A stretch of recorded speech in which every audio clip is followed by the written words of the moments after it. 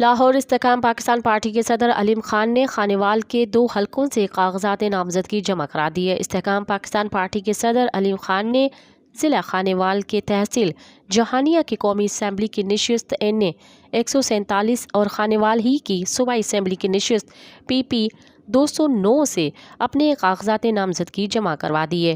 علیم خان کے کاغذات نامزدگی لیگل ٹیم میں شامل ڈاکٹر خالد نعیم نے جمع کروائے۔